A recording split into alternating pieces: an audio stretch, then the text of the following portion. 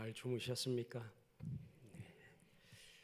기도에 관한 책 가운데 기도의 고전에 해당되는 마치 고전과 같은 책이 무명의 그리스도인이 쓴 무릎으로 사는 그리스도인이라는 제목의 책이 있습니다. 이 내용에 보면 이 저자가 기도에 대한 놀라운 비밀에 눈을 뜨게 된 계기의 그 사건을 기록해 놓고 있습니다. 그 내용을 보면 대충 이렇습니다. 예수님을 구주로 영접하고 나서 신앙생활을 시작한 이 초신자가 은혜를 받고 그 열심으로 하나님의 말씀인 성경을 부지런히 읽게 되었습니다. 그 말씀을 읽어가면서 하나님 말씀 성경 속에 새로운 발견의 그 기쁨을 누리며 나날을 보내고 있었습니다. 이 초신자가 처음 성경을 읽으면서 성경 속에 나오는 놀라운 이야기들을 큰 기쁨과 또 하나님의 큰 역사들을 본 거죠. 하루는 성경의 이 놀라운 말씀을 발견하고서는 너무너무 흥분하고 말았습니다. 이 흥분의 도가니 속에서 읽고 있던 이 성경을 양손에 펼쳐든 채 그 친구, 이 책의 저자에게 달려와서 희열과 경악에 찬 목소리로 외쳤습니다. 여보게, 자네는 이것을 믿어? 그리고 정말 이게 사실인가? 이게 정말 하나님의 약속의 말씀인가? 라고 묻는 거죠. 이 저자가 도대체 뭘 믿는다는 거야? 뭔데 그래? 라고 물었더니 들어봐.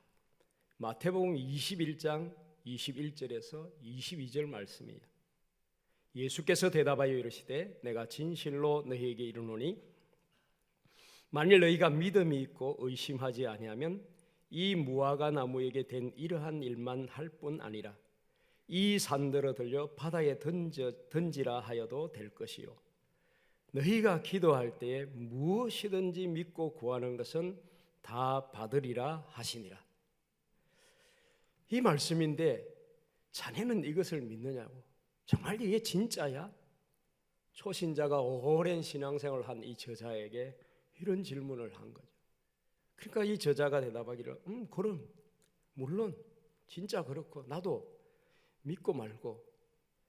오히려 대답하는 이 사람이 의아스럽게 대꾸를 했습니다. 그때 계속해서 이 초신자의 외침과 물음이 이것입니다. 야, 그럼 이건 놀라운 약속이 아닌가? 이건 절대 무한정이 아닌가?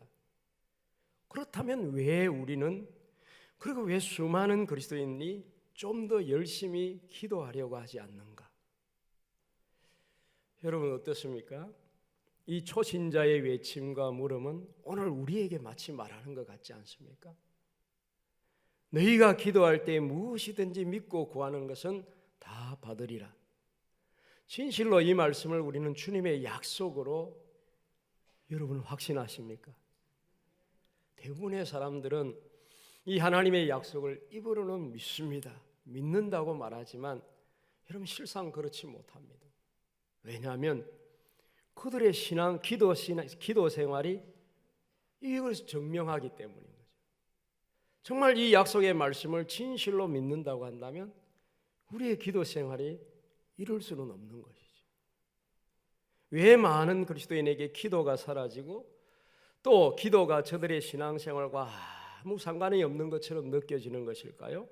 다시 말해서 기도하지 않아도 영적인 삶을 영위하는데 아무런 문제를 전혀 느끼지 않는가 말입니다.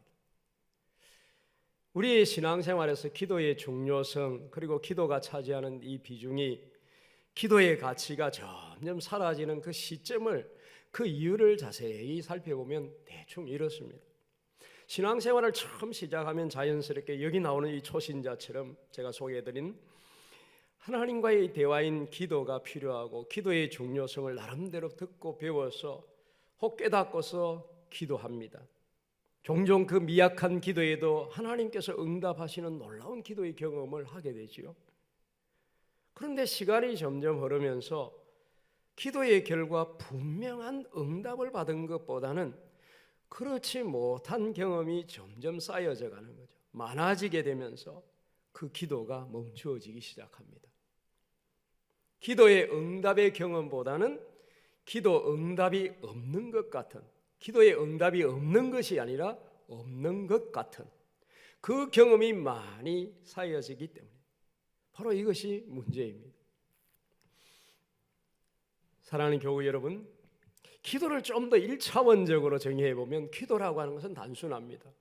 우리 사람의 힘으로, 우리 인간의 힘으로, 내 자신의 힘으로 안 되기에 하나님의 도우심을 요청하는 것 아닙니까? 또한 하나님께서 자신의 그 전능하신 도움을 입을 수 있도록 그 통로로 연약한 우리 인생에게 베풀어 주신 은총이 뭐냐? 그게 기도인 것입니다. 그런데 신앙생활 중에 기도 응답이 없는 것 같은 경험을 하다 보니 낙심과 좌절로 인해서 기도 생활은 물론 심지어 어떤 이들은 그 신앙생활조차도 멈추어 버리는 이런 일이 일어나는 것입니다. 그러나 여러분, 우리 하나님께서는 살아계십니다. 사람들이 이것을 믿든 믿지 않든 관계없이 이건 사실이고 이건 영원한 진리인 것입니다. 그러므로 그분의 이름으로 간구하는 그 심령마다 그 곳곳마다 하나님의 약속은 이루어지는 것입니다. 이루어지고 있고 또 이루어질 것입니다. 기도에 관한 권면이나 이야기를 나누다 보면 기도에 관한 생각이 성경의 가르침과 상관없이 모두 자기 나름대로의 견해를 가지고 있음을 보게 됩니다. 어떤 사람은 이렇게 이야기합니다. 하나님께서는 특별한 사람에게만 은혜 주시고 응답하신다. 쉽게 말하면 이렇게 나약한 믿음을 가진 신앙생활에도 열심도 없고 부족한 내 기도를 하나님께서 들어주실까? 라고 하는 그런 유형인 것이죠. 그러나 여러분 한번 말씀을 통해서 여러분 기억했으면 좋겠습니다. 하나님께서는 특별한 사람에게만 은혜 주시고 역사하시는 분이 아니십니다. 누구든지 그분의 약속을 믿고 심지어 여러분 겨자씨 하나만큼만 그 크기의 믿음이라도 가지고 기도한다면 구한다면 응답하신다고 약속하시는 분이십니다. 심지어 여러분 우리 예수님이 말씀하시기를 그가 악인이라 할지라도 그가 불의한 자라 할지라도 하나님께서는 해를 비춰주시고 비를 내려주신다고 말씀하고 있습니다. 이처럼 하나님의 은총은 누구에게나 열려 있습니다.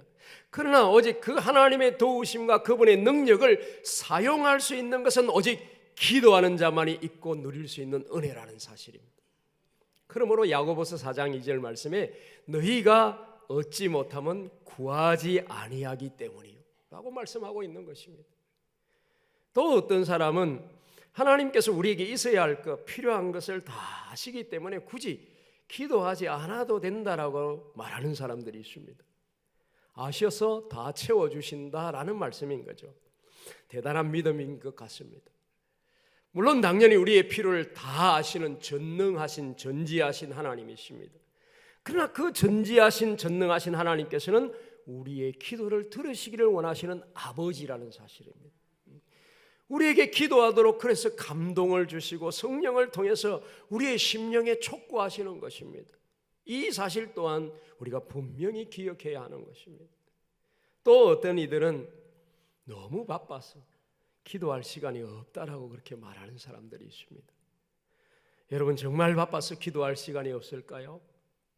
갈보리 십자가 산상에서 우리의 죄와 허물을 위해서 물과 피를 다 쏟으신 주님 앞에 적어도 구원의 은혜와 복음의 비밀을 알고 있는 저와 여러분 우리 그리스도인은 이런 이야기를 너무 쉽게 해서는 안 됩니다. 우스갯소리로 알려진 이야기 있지 않습니까? 이런 사람에게는 우리 주님께서도 나도 너무 바빠서 너를 구원할 시간이 없다 이렇게 말할지도 모릅니다. 그러므로 여러분 이럴 때는 오히려 이런 이야기를 들어야 합니다. 나는 너무 바빠서 하루 3시간 이상 기도합니다. 고백한 종교개혁자 마틴 루터의 고백을 우리는 잊지 않아야 합니다. 이런 책도 있지 않습니까? 너무 바빠서 기도합니다. 사실 여러분 이런 진솔한 고백을 우리는 오히려 귀담아 들어야 합니다. 사실 많은 경우에 우리는 바빠서 기도할 시간이 없다고 생각합니다. 사실 그런 경우도 있죠. 그러나 어떤 삶의 분주함보다 우리가 놓쳐서 안 될 것은 바로 기도요, 기도하는 것입니다.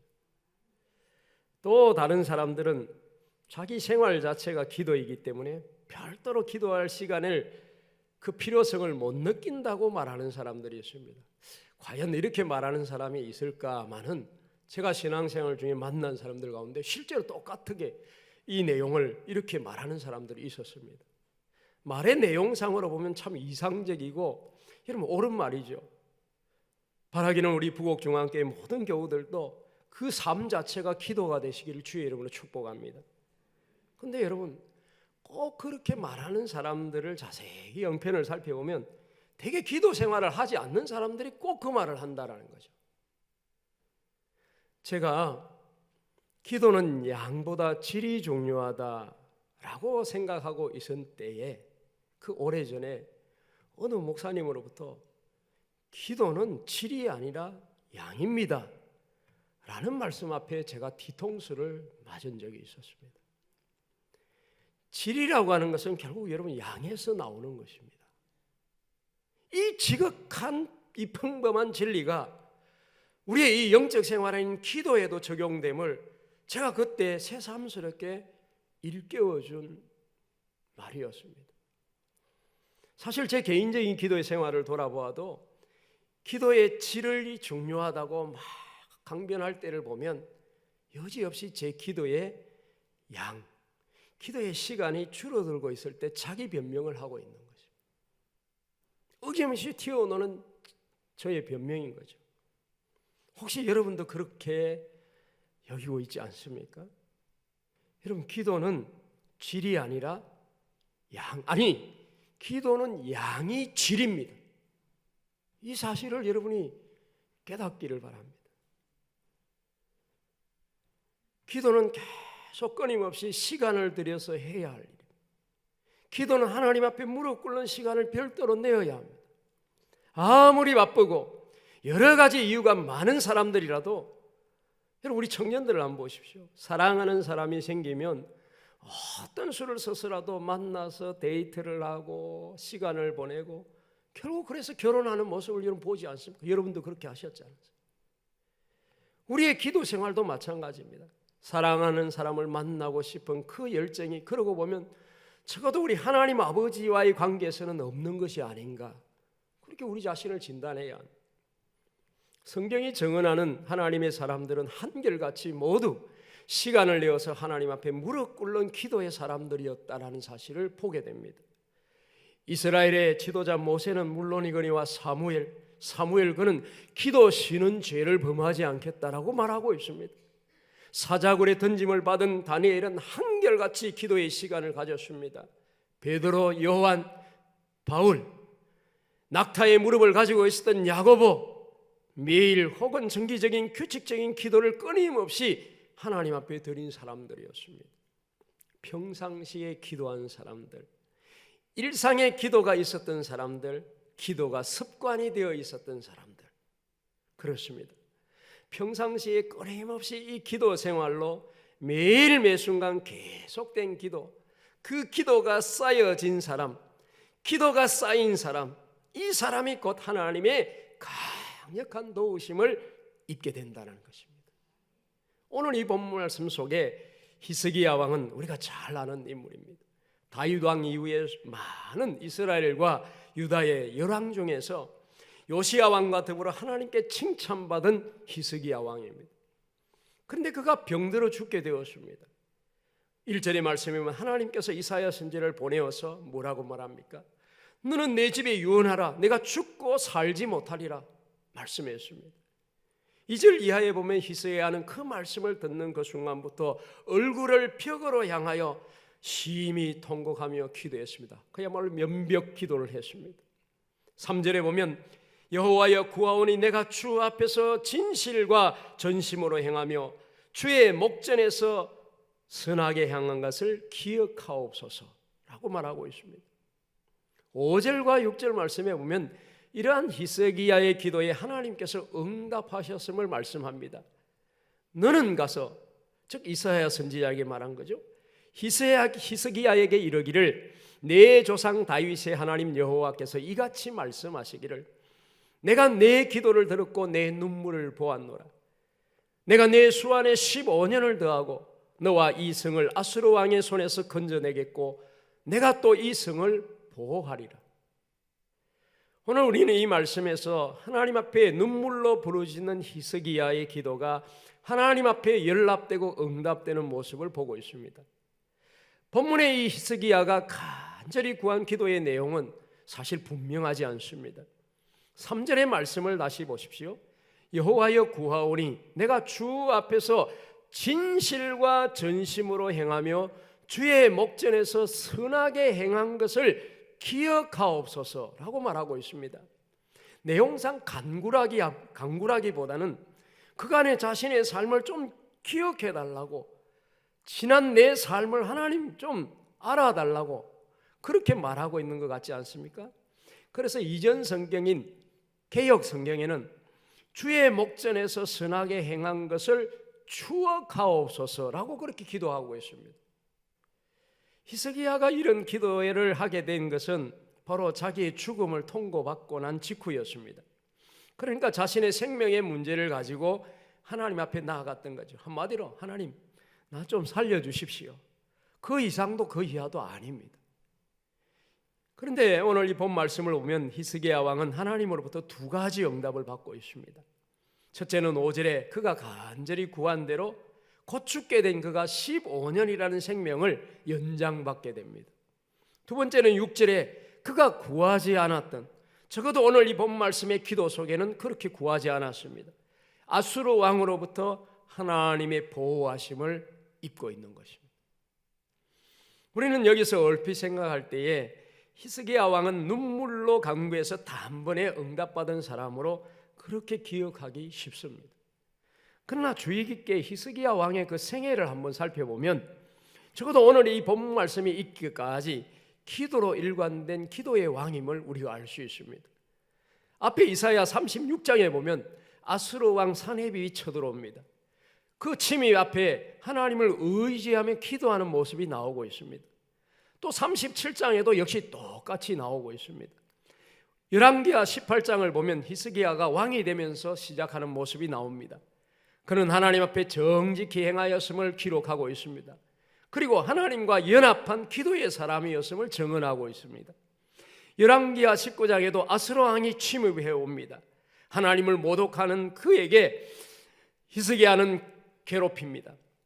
그때의 히스기야가 다른 말 하지 않고 하나님 앞에 나아가 기도합니다. 결국 열왕기하 19장 35절에 하나님께서 그 응답으로 하나님의 사자가 아수르 군대를 모두 진멸시켜줍니다. 이렇게 자신이 진실과 전심으로 하나님 앞에 기도하는 사람이었기에 오늘 이 본 말씀 다시 보십시오. 여호와여 구하오니 내가 주 앞에서 진실과 전심으로 행하며 주의 목전에서 선하게 행한 것을 기억하옵소서, 추억하옵소서. 그렇습니다. 여러분, 그 순간에 한 번의 기도로 한 것이라기보다는 참으로 그가 쌓여진 기도가 그의 절박한 순간에 그 눈물과 통곡 가운데 들려질 때에 온전하게 하나님 앞에 상달되고 있는 것을 오늘 이 본 말씀이 담고 있다라는 말씀입니다. 한마디로 말하면 히스기야의 쌓여진 기도라는 말입니다. 여러분, 쌓여진 기도는 반드시 역사합니다. 한 번 기도하고 낙심하지 마십시오. 한 번 기도하고 두 번 기도하고 세 번 기도하고 이루어지지 않았다고 여러분 실망하지 마십시오.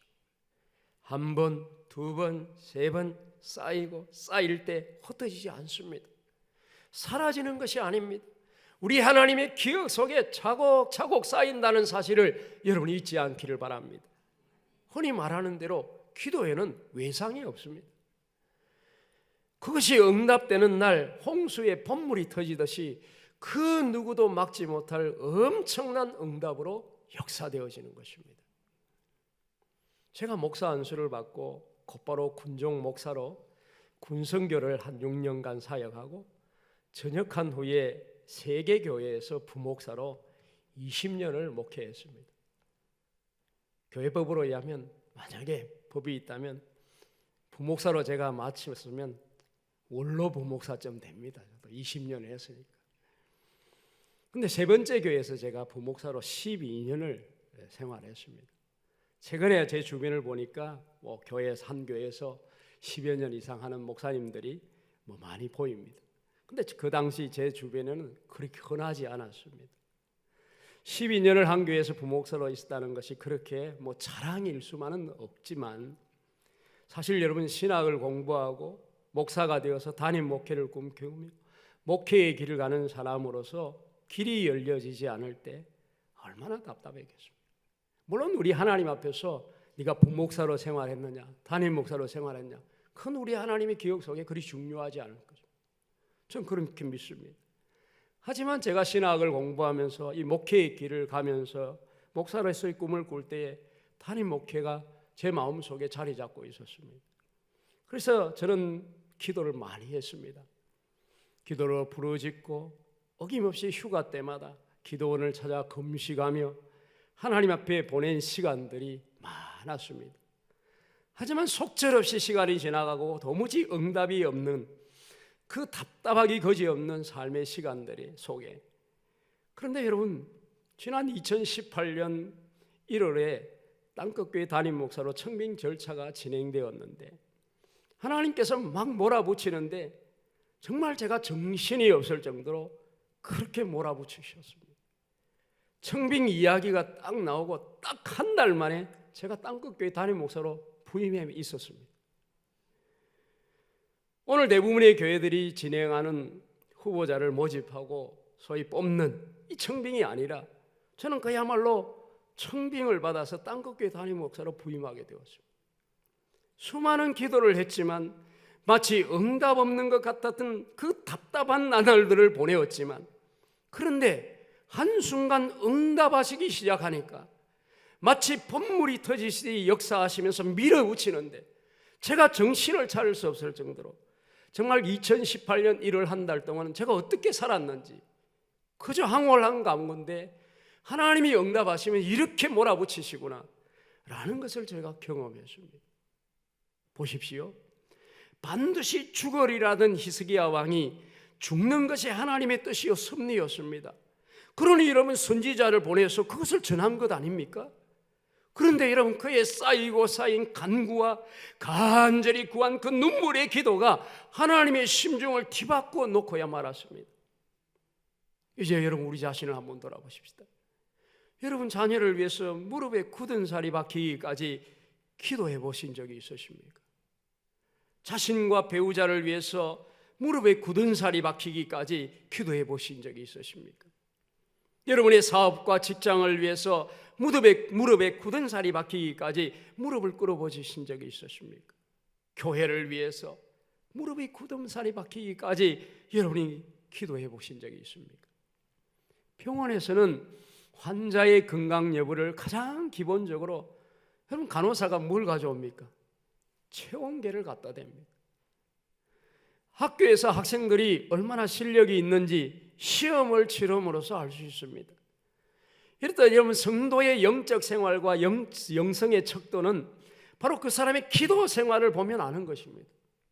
내가 얼마나 기도하고 있는지, 내가 어느 정도로 영적인 사람인가를 말해주고 있는 것입니다. 여러분, 기도 생활이 줄어들고 있지 않습니까? 하나님과 대면하는 시간이 줄어들고 있지 않습니까? 아무것도 아닌 일에 여러분 신경질이 나고 혈기가 튀어나오지 않습니까? 괜히 무기력해지고 기쁨이 여러분 삶 속에 사라지고 있지는 않습니까? 그리스도인으로서 겉으로 우리는 왜 자주 좌절하는 것일까요? 그 이유는 기도를 너무 적게 하기 때문인 것입니다.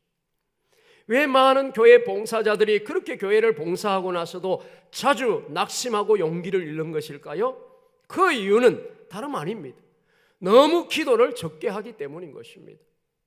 어찌하여 수많은 교회와 그리스도인들의 마음과 가슴 속에 오로지 하나님을 향한 불꽃이 꺼져가고 있는 것일까요? 어찌하여 주님을 향한 뜨거운 열정이 이 땅의 교회들 가운데 식어져 가는 것일까요? 여러분, 불과 30년 전만 해도 교회마다 여러분 밤마다 철야가 있고 교회마다 기도 모임마다 사람들의 모임이 끊임없이 발길이 이어져 갔습니다. 오늘날 여러분 교회를 보십시오. 기도의 모임 속에 사람들이 얼마나 찾는지 보십시오. 어찌해서 수많은 이 땅의 교회와 그리스도인들의 마음과 가슴 속에 하나님을 향한 이 불꽃이 꺼져가고 있는가? 그런 말입니다.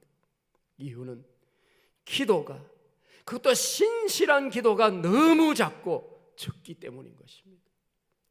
만약 지금 나의 신앙생활이 기도하는 생활이 아니라고 한다면, 설령 기도하고 있다 할지라도 그것이 형식적이라고 한다면 자신의 영적 상태를 정확히 진단해야 하는 것입니다. 여러분 손에 조그만 가시가 박혀도 아파하고 때로는 펄쩍펄쩍 뛰면서 육체의 그 조그만 고통도 못 견뎌 안절부절합니다. 그런데 자신의 영혼이 병들어서 지금 고통당하는 것에 대해서는 왜 그토록 무관심할까요? 사람의 체온은 36.5도가 정상이죠. 그런데 여기서 몇 도만 올라가서 40도가 되어서 시간이 흐르게 되면 그 사람은 죽음에 이릅니다. 여러분, 육체보다 더 민감한 나의 속사랑, 우리의 영혼은 40도가 아니라 50도, 60도가 되어도 어찌 그리 우리가 무관심할까요? 기억하십시오. 하나님의 아들이신 예수님도 육신을 입고 이 세상에 계셨을 때는 매일 시간을 들여 한적한 곳에서 때로는 새벽 미명에, 때로는 한밤중에 기도하셨습니다. 그 능력 많으신 하나님의 아들 주님께서도 비록 그가 하나님의 아들이시라 할지라도 심한 통곡과 눈물로 간구하셨거늘 연약한 우리들이야 어떻게 해야 할지 여러분 생각해 보십시오. 정말 우리가 기도해야 하지 않겠습니까? 우리 주 예수님께서도 매 순간 아버지 하나님을 친근히 대면하기를 그토록 사모하셨다고 한다면, 그분을 모본으로 삼고 이 신앙의 삶을 달려가는 저와 여러분이 마땅히 따라야 하지 않겠습니까? 우리가 자주 기도 가운데 그분을 대면함으로써 그분과의 친근함, 그분과의 친밀한 관계를 유지하는 것이 우리의 인생에서 얼마나 중요한지를 깨닫는 저와 여러분이 되시기를 주의 이름으로 축복합니다. 좀 오래된 이야기인데요, 영국에서 어느 보석상에 점원 3명이 있었습니다. 그 중에 나이 많은 2명이 모의를 해서 주인 몰래 자기들이 일하고 있는 그 주인의 보석을 빼돌리기로 서로 작당을 했어요. 그래서 그날 서로 빼돌리다가 더 가지려고 싸움이 일어났습니다. 한 명이 권총으로 다른 사람을 쏘아 죽였습니다. 이때 다른 한 명의 젊은 점원이 들어오다가 이 장면을 목격하게 되었습니다. 그런데 응급결에 뒤통수를 얻어맞고는 기절을 했습니다.